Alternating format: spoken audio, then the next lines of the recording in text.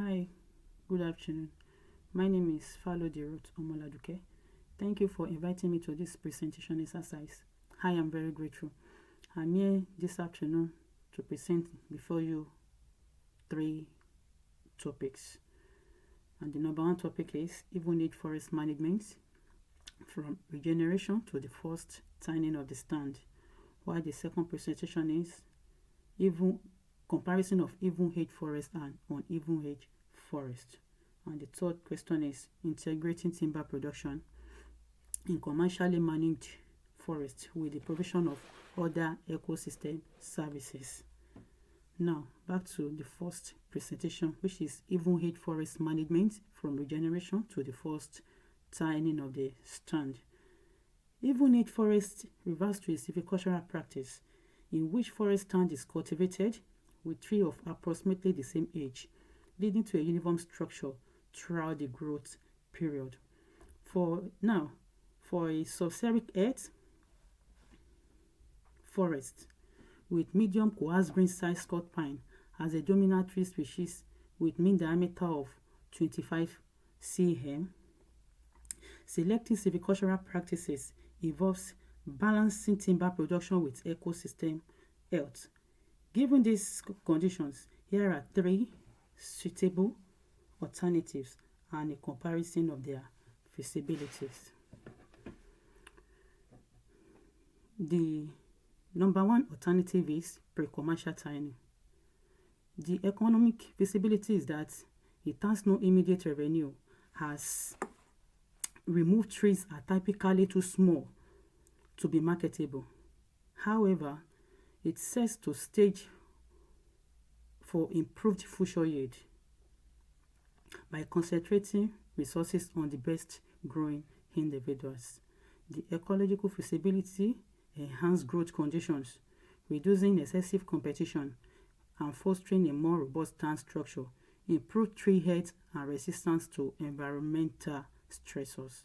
The operational feasibility requires labor and investment with no immediate return. However, it is easier to implement an open forest like Scotch pine stands, especially in a well-drained soil. The second alternative is forced commercial thinning. This is a forced commercial thinning. The economic feasibility provide immediate revenue from harvested trees and improve the growth of remaining trees, enhancing future timber yield. The ecological feasibility opens up space, tiny open up space, encouraging understory development and benefiting biodiversity. Helps reduce susceptibility to pests by promoting stronger individual tree health, while the operational feasibility is fairly straightforward to implement with standard equipment. Given the medium coarse soil and Scotch pine commercial thinning is well suited and enhances timber quality for future harvest. The third one is soil preparation method. The economic feasibility of this is that it increases the chances of successful regeneration and can accelerate growth in young stand. Initial costs can be substantial but are justified by improved stand establishment. The ecological feasibility is that soil preparation helps growth but can destroy soil structure and microfauna. Scarification in particular should be used cautiously to prevent erosion in medium coarse soil. The operational feasibility is moderate in complexity and equipment dependent. Works well with Scotch pine on sandy or coarse soil, but should be tailored to minimize soil disturbance. Now, moving to mesic earth forest with mean diameter of 26 cm. The silvicultural practice on this number one is pre-commercial thinning. The economic feasibility of this pre-commercial thinning is low to moderate. No direct income, but enhances stand growth and reduces rotation time. The ecological feasibility is high. It supports biodiversity in the understory by providing moderate light. The operational feasibility is moderate also, requires labor investment without immediate revenue. Now, the second one is forced commercial tiling. The economic feasibility is high, generates revenue and increases growth of remaining trees, while the ecological feasibility is moderate, enhances understory diversity, though may impact some habitat continuity, while the operational feasibility is high. Common practice in Scott pine stands easily managed. The third one is soil preparation method. The economic feasibility is moderate, no immediate income, but improved long-term regeneration and growth. The ecological aspect is moderate. The ecological feasibility is moderate because it promotes regeneration but disturbs soil communities temporarily, while the operational feasibility is high because it is effective for Scott pine forest, especially in coarse soil.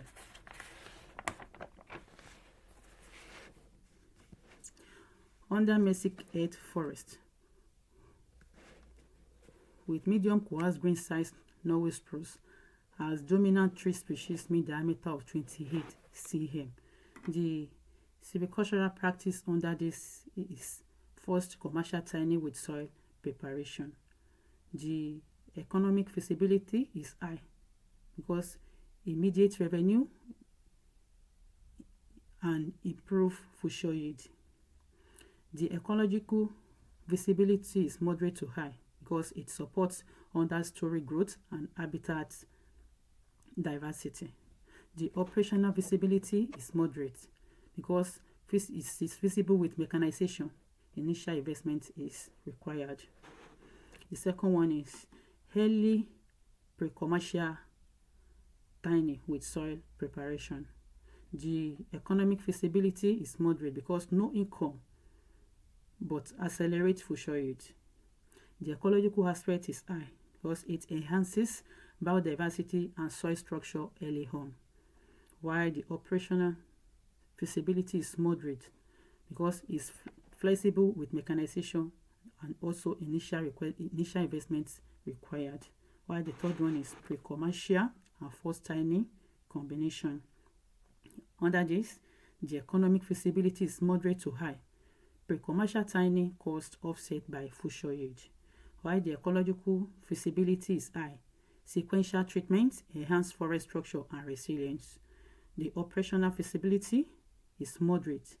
Stage intervention required a long-term plan and coordination. Now, we are moving to Hardbridge Earth forest, which is fire green size Norway spruce as domination tree species mean diameter of 30 cm. Now, the silvicultural practice under this is forced commercial tiling, while the economic feasibility is high because it improves timber quality, yield, and future yield. The ecological feasibility is moderate. It enhances habitat diversity and undergrowth, while the operational feasibility is high. Straightforward implementation with common machinery. The second silvicultural practice under Hardbridge Earth forest is pre-commercial and early pre-commercial tiling. Under this, the economic feasibility is moderate because initial cost with future growth benefit. It has initial cost with future growth benefits. The ecological feasibility is high because it increases structural diversity beneficial for flora and fauna. The operational feasibility is moderate because it requires labor intensive but feasible with planning. Now, the third one is soil preparation method and other preparative treatments. Under this, the economic feasibility is moderate. It improves growth rate and future yield. The ecological feasibility is moderate also, but its minimal disturbance method supports soil health, while the operational feasibility requires specialized machinery depending on method. Now, I'm moving to question 2. Comparison of even hedge forest and uneven hedge forest management. Now, firstly, how do they differ from each other? And the answer is that even hedge forests involve harvesting all trees in a specific area at once or within a short period, creating a forest stand of uniform age, while uneven hedge forest management maintains a mixed tree age and sizes within the same area by selectively harvesting trees at different times. Then, the site that they are suitable for. Even hedge forest is best suited for site uniform growing conditions and shade intolerant species, common in areas where species like pine need open sunlight to regenerate. While uneven hedge forest management is suitable for ecologically diverse sites, especially with shade tolerant species and mixed species forests, ideal for areas where maintaining biodiversity is priority. Now, the advantage associated with their use. Even hedge forest management is faster regeneration and growth of certain species. It also simplifies management and predictable harvest cycles. It also cost effective for timber production. While uneven hedge forest management support biodiversity and ecological balance, continuous canopy cover benefiting soil and water retention. Then number 3 is aesthetically pleasing with diverse age and species structure. Now, what risks are associated with their use? The risk associated with the use of even hedge forest is higher susceptibility to pests and diseases due to uniform age. Number 2 is soil erosion and loss of nutrients after large-scale harvesting, then reducing habitat diversity, potentially impacting wildlife. But uneven hedge forest requires skilled labor for selecting cutting, increasing management complexity, and cost slower timber production, which may reduce profitability in commercial forestry. It also has risks of unbalanced age structure if not managed carefully. Now, other perspective environment impacts. Even hedge forest management can lead to ecosystem simplification as it is often promotes a single hedge stand and reduces diversity, while uneven hedge forest management fosters greater ecosystem resilience, supporting biodiversity and aiding in habitat preservation. Now, I'm moving to question 3, which is integrating timber production in commercially managed forests with the provision of other ecosystem services. Under this, I'll talk about the effect of timber production and their impact on the ecosystem services. The first silvicultural practice under this is forest regeneration. The effect of forest regeneration on timber production ensures timber supply by replanting harvested area with commercially valuable species. Faster growing species can improve rotation cycle. The impact of this on ecosystem services is that forest biodiversity is positive. We also have positive carbon sequestration, positive landscape, and positive recreation. Then soil preparation. The effect of soil preparation on timber production improve condition for trees establishment and growth, increasing yield on early stages. Their impact is that recreation is positive, mushroom is positive, while berries is also positive. The third one is pre-commercial tiny. The effect of pre-commercial tiny on timber production enhances growth of commercially valuable trees by removing competition at young layers. Under this, we have positive biodiversity, negative berries, and negative games. The fourth one is Tiny.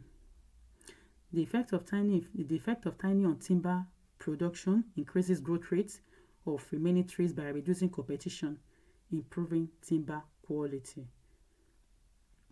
Here, mushroom is positive. We also have positive recreation. Then, longer rotation period.